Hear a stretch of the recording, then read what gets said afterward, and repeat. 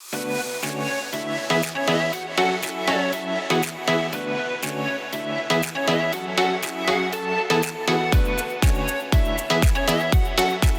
Rav Zilberstein raconte une histoire qui s'est passée ici en Israël il y a quelques années. L'histoire d'un homme qui, Baruch Hashem, sa famille a grandi, les enfants, les petits-enfants, et il a voulu acheter une plus grande maison. Donc il a été trouver une belle maison, mais elle était un peu délabrée, donc il fallait faire beaucoup de travaux.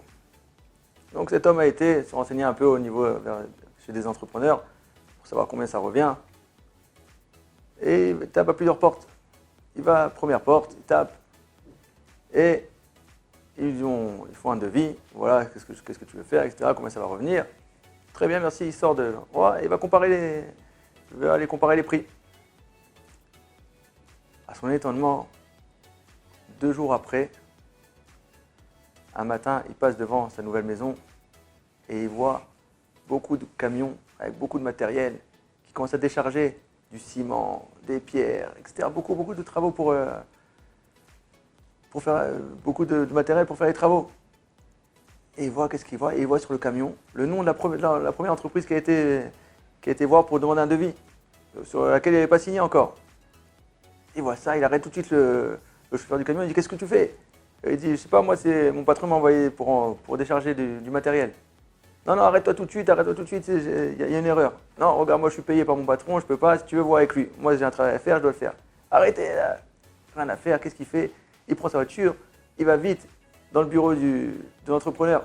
Et là, il arrive dans le bureau, il rentre en furie voir l'entrepreneur, il lui dit: qu'est-ce que tu as fait? Tu déposes comme ça directement les trucs qu'on n'a pas signés.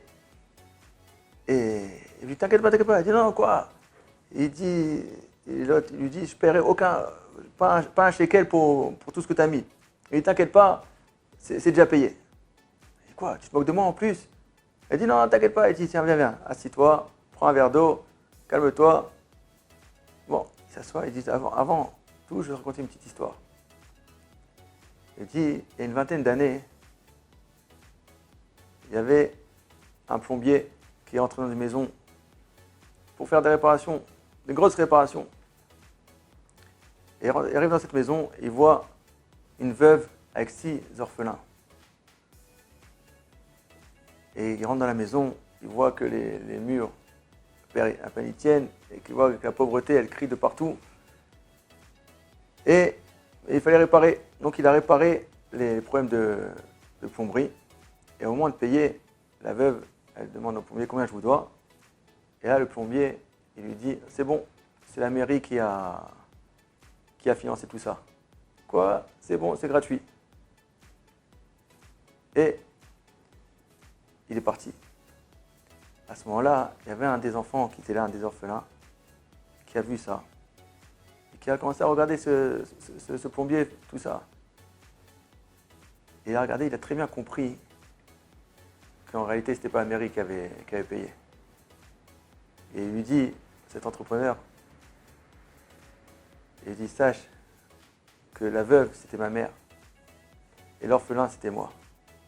Alors quand j'ai vu tout ce que tu nous as fait, sans rien dire, j'ai prié Hachem que je puisse te rendre un peu de ce que tu nous as fait. Et voilà, Baruch Hachem, il y a quelques jours, quand tu es venu dans mon bureau, tout de suite, je t'ai reconnu. Et j'ai remercié Hachem que je pouvais au moins te rendre ça. Donc les camions qui sont venus, t'inquiète pas, c'est gratuit, c'est la mairie qui a payé. Et les deux, ils sont enlacés.